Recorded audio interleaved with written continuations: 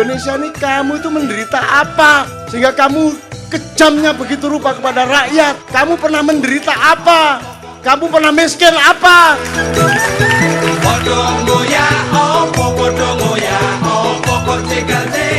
Saya tidak cemas dengan semua, katakanlah, momentum yang tidak bertemu, ada garis yang seharusnya resultan menjadi tidak, segala macam. Saya tidak cemas dengan itu semua karena kita ini autopilotnya Allah.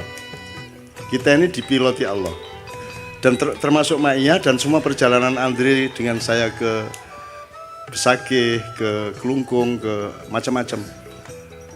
Ke Keraton Solo, ke Kesultanan di Pontianak dan seterusnya, saya dikasih keris yang itu, bukan yang sana dan seterusnya.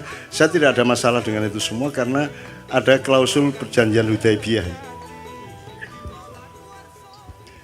Jadi ada saat-saat ada sesuatu yang menurut hitungan kita, karena mungkin kita ini masih berpikir garis atau bidang atau bangunan, kita belum bisa melihatnya secara ruang.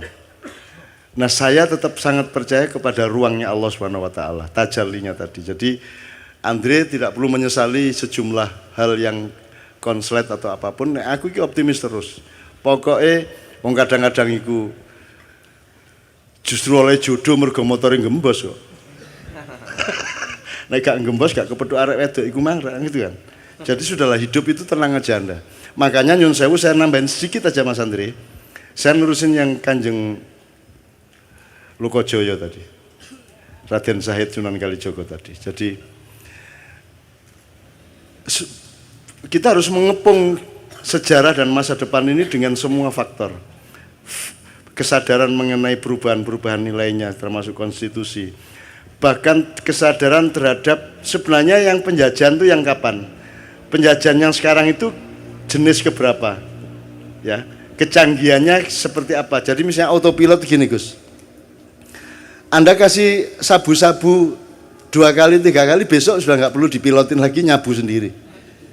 Nah, kita itu di bidang politik, psikologi, budaya itu sudah nggak perlu di remote sama Israel, sama Amerika, sama siapapun, udah hancur sendiri. Kalau kita tidak menyadari apa yang sedang kita konsumsi. Nah, Anda tahu bahwa Indonesia ini dirusak dengan Divide et Impera, ya, itu melalui begitu banyak dimensi. Pendidikan, media, undang-undang, ya, terus, semua, hampir semua, prinsip, cara beragama, ya.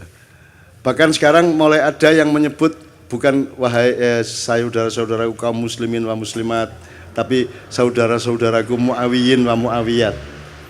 Artinya orang-orang Islam yang sekarang ini mendapatkan informasi mengenai Islam itu dari kantor berita Mu'awiyah, yang dimulai sejak Khalifah Abu Bakar umpamanya.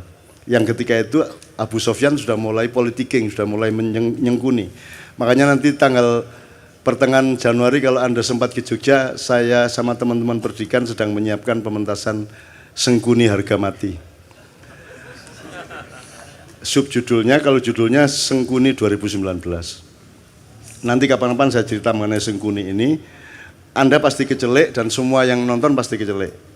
Karena Anda pikir itu saya sedang ngomong garis, tidak. Saya tidak ngomong garis, tidak ngomong bidang, tidak ngomong bangunan, tapi ngomong ruang. Sengkuni dalam arti ruang, dan sengkuni itu tidak usah nyari kemana-mana. Anda berkaca sebenarnya ada unsur sengkuni di wajah yang Anda temukan di balik kaca itu.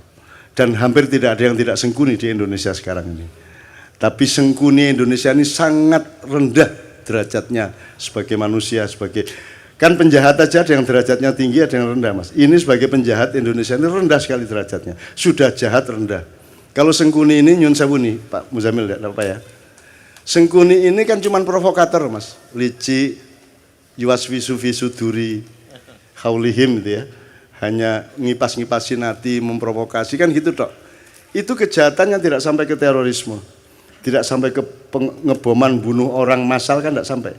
Tidak sampai ke Westerling, nggak sampai ke pembunuhan massal. Sengkuni itu hanya seorang provokator, hanya seorang yang abal-abal aja. Itu dahsyat. Menurut saya sangat tinggi kepribadiannya Sengkuni itu karena melihat sejarahnya Sengkuni. Sengkuni itu singkat kata karena suatu hal seluruh keluarganya, bapak, ibunya, dan saudaranya 100 orang dipenjara oleh Prabu Destoroto yang mengawini kakaknya Sengkuni, ya. Dan setiap orang yang dipenjara dari 102 orang itu hanya dikasih sebutir nasi untuk makan sehari. Tidak mungkin mereka bisa bertahan hidup. Sebutir nasi. Meskipun 100 butir nasi kan cuma segini, Mas. Untuk makan satu orang juga tidak kenyang, tidak akan bisa bertahan hidup. Maka singkat kata mereka berdiskusi, bapaknya ambil keputusan dan disetujui bahwa di antara 101 orang ini, 102 seharusnya, tapi yang satu kan jadi permaisurinya raja yang menghukum itu, yang wajahnya ditutup sepanjang hidupnya untuk protes kepada nasibnya dan seterusnya. Diambil keputusan bahwa harus ada yang hidup di antara 101 orang ini. Maka yang 100 orang merelakan untuk dimakan oleh yang satu. Jadi Sengkuni itu bertahun-tahun kerjanya adalah makan saudaranya. Mutilasi, digoreng kikilese, digoreng sikilese, dirijine dikledusi, terus mari ngono motone di oseng-oseng, terus mari ngono jantungnya dirogoh, dicucup kayak jamu. Pokoknya sekian tahun dia di penjara, dia makan adik-adiknya sebanyak 98 orang dan bapak ibunya sebanyak 2 orang. Jadi orang dia menjadi jahat karena dia pernah dipaksa makan untuk regenerasi ini. Ya, untuk regenerasi, untuk kehormatan keluarga, harus hidup. Maka cara satu-satunya untuk hidup adalah makan 98 adiknya, seperti Sumanto itu. Tapi satu persatu. Mas, Anda pernah membentak ibu Anda? Pernah membentak ayah saya? Pernah membentak ibu? Kalau sampean sekali membentak ibu sampean stres enggak? Bisa enggak tidur tenang Anda? Merasa bersalahnya luar biasa, baru membentak ibu. Ini makan ibunya, bapaknya dan adiknya 98 orang. Terpaksa dia makan. Menurut Anda itu kejahatan apa penderitaan? Penderitaan. Dan orang yang menderita harus makan saudaranya sendiri segitu banyak dan bapak ibunya. Kemudian hanya menjadi seorang provokator, hanya menjadi seorang yang licik. Itu hebat enggak dia? Seharusnya Sengkuni menjadi teroris besar. Dia bunuh semua orang. Betul enggak? Harusnya dia obrak-abrik itu Astinapura, Indraprasta, dan semuanya. Karena dia bermaksud baik, maunya Mbak Yunya itu kawin sama Pandu. Karena dia mempertimbangkan bibit, bebet, bobot. Perhitungannya sangat baik untuk berkeluarga. Tapi ternyata dia dikawini oleh kakaknya yang buta itu. Dan Sengkuni tidak setuju. Kemudian, tapi karena sudah keputusan bapaknya dan keluarga, akhirnya dia tetap setia mengawal Mbak Yunya menjadi permaisuri kerajaan Astinapura. Kerajaan Astinapura ini rajanya akhirnya tahu bahwa sebelum kawin sama dia, dulu Mbak Yunya ini dikawinin sama kambing. Kemudian begitu kawin, kambingnya dibunuh, disembelih. Kenapa dikawinkan sama kambing? Karena menurut perhitungan primbon, neptunya tidak cocok antara Mbak Yunya dengan suaminya. Untuk membatalkan hitungan angka tadi, ya, weton tadi, maka dia dijadikan janda, menjadi lain lagi hitungannya, menjadi sah, enggak apa-apa secara ilmu kriptologi namanya ya. Oke. Nah marahlah suaminya, loh ternyata saya ini kawin sama janda kambing. Marah dia, ditangkap semua, bapaknya Sengkuni, ibunya Sengkuni, adik-adiknya Sengkuni, 101 orang dikasih makan cuman sebutir beras satu orang. Akhirnya singkat kata Sengkuni makan itu, dan kemudian dia menjadi seorang provokator, seorang yang licik, yang culas. Serakah enggak juga loh. Sengkuni korupsi boh? Enggak. Dia cuman ngesir satu yang namanya minyak tala itu toh. Dia rebutan minyak tala tumpah, terus dia bergulung-gulung sehingga dia sakti, dia tidak bisa ditembus oleh senjata apapun karena badannya sudah berlumuran minyak tala, minyak kehidupan gitu ya. Bagaimana dia bisa mati? Semar yang ngasih tahu kepada Bima. Mau Bima, iku biyen pas gulung-gulung di lengo tolo iku silite gak kena. Jadi gulung-gulung kan tetep anusnya kan gak kena mas, yang kena bokongnya tok ya. minyaknya tidak sampai masuk. Nah itu kan tidak kebal. Akhirnya sama Bimo pakai gugu Pancanaga disogok silite cet matek deh. Itu ya, hati-hati ya Mas ya. Itu. Nah, teman-teman sekalian, yang pertanyaannya sederhana. Kalian ini pemimpin-pemimpin Indonesia ini, yang mana yang tidak sengkuni? Terus kalian ini menjadi sengkuni atas penderitaan apa? Kamu pernah susah apa hidupmu? Kamu pernah tidak makan? Kamu pernah makan ibumu? Kamu pernah menderita sampai seperti itu? Kamu itu atas nama penderitaan yang bagaimana sehingga kamu jahat kepada rakyat itu?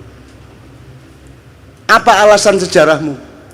Kalau Sengkuni ada alasannya untuk jahat. Meskipun kejahatan dia tidak sepadan sama sekali dengan penderitaannya.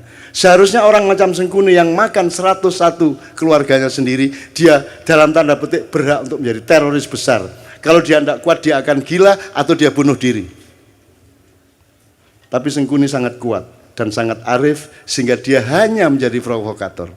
Sementara kita dipimpin oleh Sengkuni-Sengkuni yang tidak punya alasan sejarah untuk jahat kepada rakyatnya. Kamu pernah jahat apa? Kamu pernah menderita apa? Wong kami yang tidak pernah utang seperti anak-anak utang. Kamu tidak pernah kredit seperti mereka. Kamu lancar-lancar saja kok. Ya toh? Kamu juga anak orang yang tidak miskin, cukup kaya sehingga kamu bisa nyalon kok. Urusanmu sama uang-uang besar. Atas nama apa kamu jahat kepada rakyatmu? Apa alasan sejarahmu? Dijawab kalau Sengkuni KB. Gitu loh Mas, jadi pentasnya itu soal itu. Ini apa toh? Allah mengatakan Allah tidak menyukai kata-kata yang diperjelas kejelekannya, ya. Apa? La yuhibbullahu al-jahra bisu'i minal qaul. Itu ya terjemahannya. Ya, terjemahannya. La yuhibbullahu al-jahra bisu'i minal qauli illa man zulim. Tidak, Allah tidak menyukai perkataan yang nyaring tentang keburukan kecuali orang yang didolimi. Jadi mesuh, ya, boleh. Dendam, bagi orang yang didolimi. Wobol kon niku gitu ya. Itu Allah tidak suka kecuali kamu dalam keadaan dianiaya. Jadi kalau dianiaya, Allah membatalkan ketidaksukaan, ya wis rapopo wong menderita kok gitu loh. Itu hukum Allah loh. Nah ini Indonesia ini kamu itu menderita apa? Sehingga kamu kejamnya begitu rupa kepada rakyat. Kamu pernah menderita apa? Kamu pernah miskin apa? Karena kamu pernah puasa kayak apa? Kamu pernah tirakat apa? Kamu lancar-lancar semua kok. Kamu bisa membayar miliaran untuk jadi pejabat. Apa alasanmu untuk jahat kepada rakyat? Sengkuni saja tidak sejahat kamu, padahal dia penderitaannya ribuan kali lipat dibanding penderitaan hidupmu.